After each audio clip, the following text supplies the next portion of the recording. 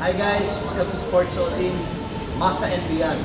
Yan yung topic natin ngayon, with our good friend, Coach Clod Tiamson, at saka ang ating special guest, the pilot program ng Masa and Beyond na si Vina. Ito, suot-suot ko po si Mr. Lito Atienza. Hindi.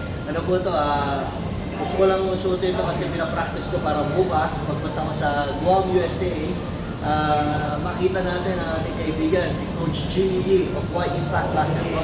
Thank you for inviting me to share my expertise and little knowledge also about basketball, and also to Coach John Lujan and Coach Lawrence Luces and our good friend, Bombohas, yes. And your friends in Guam. Yeah, Apaday. I have just want to greet our chicken whisperer in Guam, Mimi Santos, and of course, Kuya Tom Santos. Ayan. Ito, ay hindi na po natin patatagalin. Familiar na po tayo kay Coach Clod Tiamson, who is the sports director of Masa School in Boracay. Coach Clod will explain well kung ano ba yung Masa and Beyond, and papakilala ang ating special guest na si Vina. Yes, good afternoon. This is becoming a regular fixture for me with Coach Jay inviting me again, and an opportunity to share what we're doing on our side of the Philippines now. And actually, we're working with a community called the Ati over in Malaya Clan, where Boracay is. And again, they have a special people doon, ang tawag sa kanila mga Ati, no? And so they're one of the more impoverished people and communities. At the same time, they were also, many of them are victims of tourism in terms of being moved out of the island where they are the first inhabitants. And today, there about 4 to 5 communities are located in the mainland of Malay. So we're catering, and we started a school for them about 7 years ago, 2012. Isang classroom, 2 estudyante, grade 1 and grade 2, and Vina. On our 3rd year, when we were allowed to have a full grade school, is one of the 2 first graduates, no, ng Masa Ati School. Today, she is going to start, she'll be a pioneer also. So she's pioneer graduate. Today she'll be a pioneer of our program, Masa and Beyond, kasi she is moving up to grade 11, and wala pa kaming senior high school. Sana sa awa ng Diyos next year we will have senior high school, but this year it's important for us then to see after senior high school where will they go.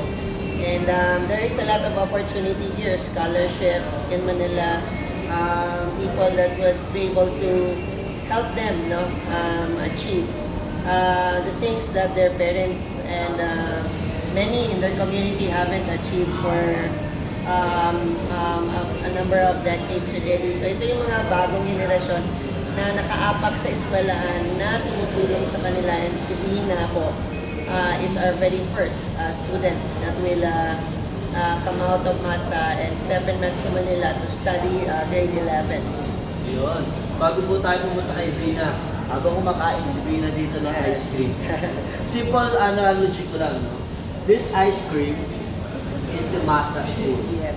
Now we want the students to go out of this ice cream to turn out to be around Metro Manila or Philippines, yes, as students. Yes. With the help of Masa School, they will be able to study in high school and college. Yes. So they will go out of their turf, be better citizens, diba? Explore what's Metro Manila, para makita nila equality of life. And itong Masa School na to, instrument to go beyond. Kaya nga Masa and Beyond. Ito yun, ice cream. Kaya tuwa ka kainin na Hindi naman.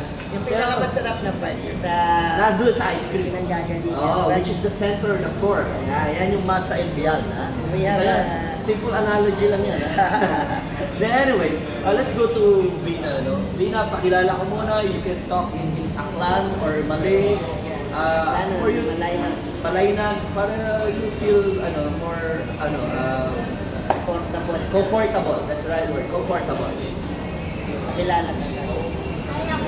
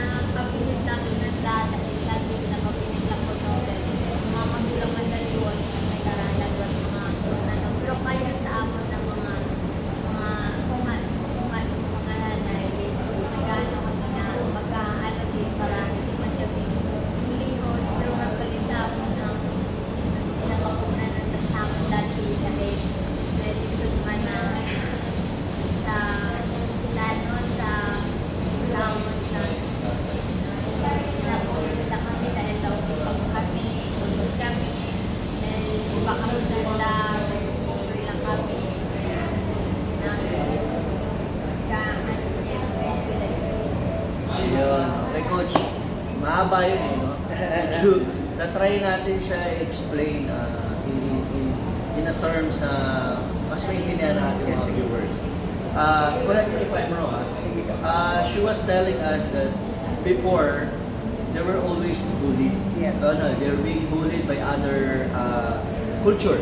The locals. Yeah. The locals, because they feel that they're with different colors, you know, with curly hairs like this, they're uneducated. Yes. You know, that they don't deserve to be part of the island because they're poor. Yes. No, but because Masa is here, they were able to have the education that they need that empower them to be a better people and to make sure that the other stories or other bully people will not bully them anymore in the future because they will be educated. So can you explain a little more further so at least they will understand more? Siguro, we started the school for a number of reasons. Number one, discrimination and bullying are very evident. Kasi nga, they're coming from a very poor community. Yung mga parents nila haven't even finished elementary or never even have education. No? Of course, education is not just in school, but again, it's important. We learn a lot of our life, our education life talaga in school. But tapos the other things we see is they're not involved. They're not getting involved when they're in the public school. Hindi sila na-involved sa they're not involved in activities, in school activities, even the choirs, sports. Maybe because they don't have the equipment or just they would just look different. The other one is hunger actually. Hunger, wala silang makain. So when they go home sa bahay nila, every lunchtime walang pagkain, walang pag-recess. So they're tired already of going back to school. Yeah, so pagbalik hindi. So what happened is, for our school, we provide them everything, like free schooling, some of the best teacher that would understand them. And gaya ng sabi niya ng Pina, it is only for the athletes. So it is exclusively for the athletes? Yes, so we don't accept any other culture or tribe or the locals. Group? Yeah, the locals. just for the athletes. So what happened is we also feed them lunch every day. Nice. Yeah, it was easier when they were 20. Now that they're 160.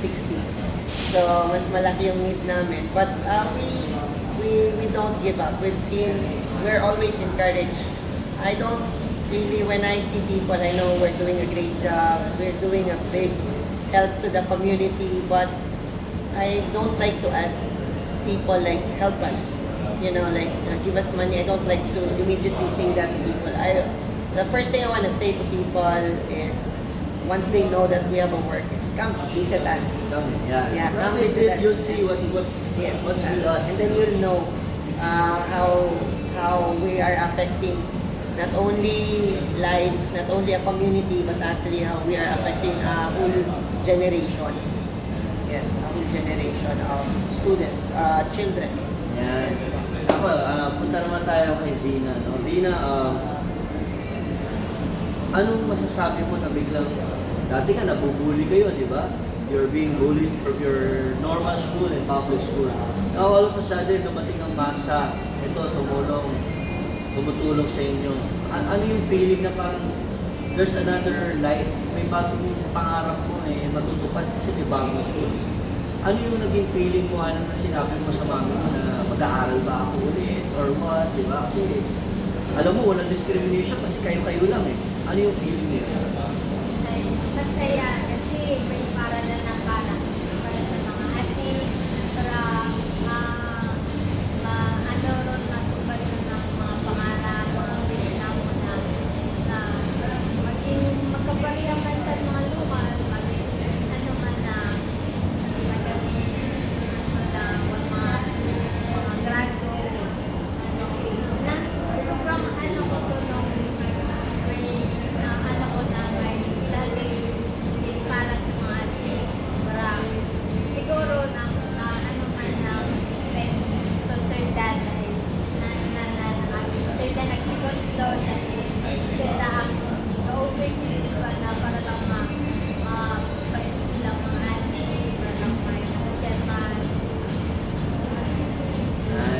talagang very thankful tayo no, kay Coach Dan, River, tsaka kay Coach Clod, no, for sharing our blessings and touching hearts and changing the lives of the people. You know, that's also the tagline of Pinoy Youth Dreamers. Touching hearts, changing lives. So natapos na tayo sa Masa. Grade 11 ka na. Now you'll study here in Metro Manila sa Faith Christian School. Another adventure, another trials. Anong masasabi mo? Are you prepared for this?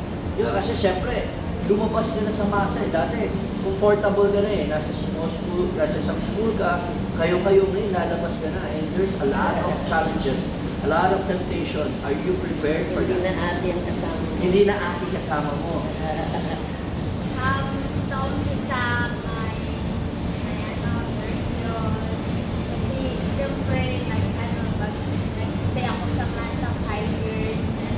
Lipat ako sa Metro Manila. Nag-stay ako sa Christian School na kung mga ate ako ibahay. Tapos, pero kapag sanayin ko man ang sarili na magmulay sa mga ate or sa aking treatment, okay po siguro makomfortable siguro ako pag mabukayan ako sa kahit mabukayan ako sa mga activity, mga classmates ko sa okay man sila sa akin. But, lang, siyempre pareho-pareho kami ng tao man ako, tao man sa dati. Okay lang na mag-comfortable na lang. Kaya nga, dapat sila sa Christian. Yan. Pero syempre, di ba, ano siya eh, big challenge to kasi I'm pretty sure na mold ka na ng Masa eh, no, na to be stronger. You know, yung challenges mo before na discrimination, temptation, lahat yan baka mag-flashback eh. Baka bigla ka ma-homesick. You know, ano yung pinaka magiging weapon mo na para ma-survive mo ulit yung trials niya, to overcome those discrimination, those bullying, and those missing relatives. Ano, minsan ka naman homesick eh. Yan, napatigan ko nung umpisa pa lang or mga rewang adlaw niya ako sa Manila. Ko napatigan ko na dito ako sa pamilya, sa mga kakampang, siyempre gamang ko. Tapos, sa mga pinaubra ko sa Malay. Pero di naman din magano, kung gusto mo maka-school ka o yung kaya, makapagtapos ka, siguro kaya na naman siguro na ipabilin ang mga benefitation, pag-observan, ipabilin man na yung hinayan sa kanila mag-eskwila ka o para lang na pag-uwi mo sa Malay,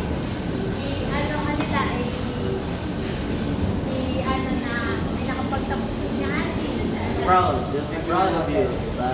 And of course, you know, I'm pretty sure after finishing schooling, you go back to Ate. I'm sure you're gonna share your blessings as well. Kasi yan yung pagpapalaki nga sa atin, diba? Dahil ang susunod sa iyo. Yeah, marami pa. Ito kasi role model, kaya napakalaking factor niya na pangalagaan mo. You have to take care of this crown na binigay sa'yo. You're the queen of Masa and beyond. So take care of that, be a good role model, finish school, and make us all proud. So Sir Claude, pagkakataon mo na magpasalamat at saka mag-invite sa ating mga foreign partners to help us out. You know, I mean, just like what we did sa PYD Cares, we asked, you know, we cannot survive. You know, we are human beings. We're not. There's no such thing as Superman. Okay? For me, we're just human beings trying to change lives. No, we need all your help, di ba? So ito yung pagkakataon, Coach. Siguro I just want to add in a little before thanking everyone and you know, this challenging people to see how they could be part of us and help. And even with PYD. For me, number one, we're not just leaving her here. It's a program. So, something we want to see will work sa kanya. And then, there will be next. students after her. So we're trying to see how it's gonna work. Number one, we try to look for a school that will really help support. Yung support system ng school is really good.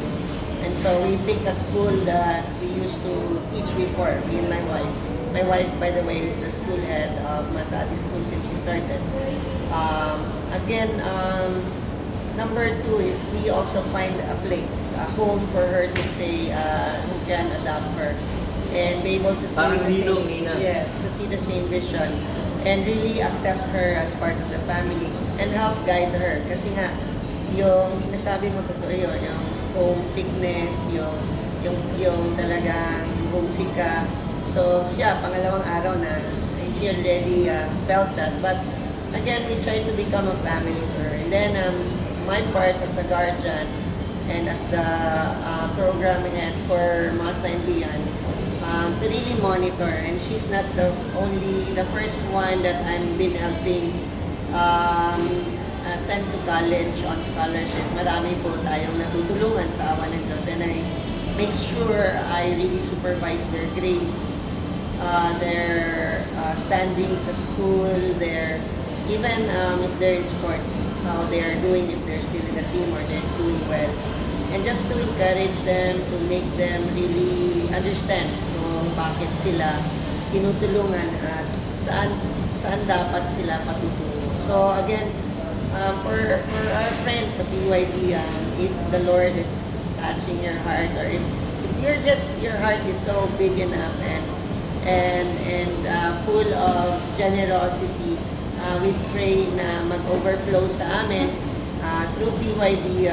Always you can go through Coach, no, and they're coming to see our school and maybe do some clinics. That will be a start of a big partnership, a long-term partnership we can see even now. So again po, if you want to help, please, you're very much welcome, and also you're very welcome to visit our school, Masa Ati School. Thank you, Coach. Nabanggit na rin ni Coach, no, on this July, we'll visit Masa School with my family naman. No? We'll have a summer reunion there, and we will make sure that we visit Masa School. We'll donate some notebooks, ball pens, crayons, pencils, or whatever it is that we can share on our capability. But if you want to be part of it, the PYD cares, just tell me. I mean, just message me, and we'll make sure na aabot yan doon sa Masa School for this July. But on August, we'll be there with PYD coaches. It's another program, a batch of coaches, a batch of the friends from Savior School and from Pure Foods basketball team. No? Not the PBA, it's the company team, no? The Pure Shots company team, sila Boss John Gregorio. And the rest of the group will find ways to consolidate budget or whatever it is to help and conduct free basketball clinic on August. So yan po yung program natin, July and August for the Masa program, Masa School program. Yan. And speaking of school kanina, I would like to shout out to Coach Taj Chuponko, who's the sports director of Legion 6000 Studies. Coach Taj, Principal Sec, baka we can, find ways on how we can collaborate with Masa School so we can get the grade 11, grade 12 students to go to our school. At least, hindi lang po isang school, faith Christian school, pero baka meron pang nucleus o baka may other schools pa na gusto maging partner para magkaroon po tayo ng Masa and Beyond para mas maging successful. Shout out po sa inyo lahat. Tawagan nyo lang po ako or message nyo ang BYD. Ayan, Vina, parting words, pagkakataon mo bumate, lahat na pasalamatan, kung sino man yung dapat natin pasalamatan. Thank you sa lahat na napulit sa akon, sa Masa, at salamat man kay Coach Clod dahil hindi mo managan sa akon sila Sir Dan, si Mami, na akong dating principal sa Masa. Nung bukod ko lang sa principal dati, si Mami, bukod ko lang principal dati, naging magulang ko mansanda nung nag-ano ko parents. At saka thank you din sa Caris, sila Manapit dahil sila nag-ano sa ako na inaampalan mo lang ako if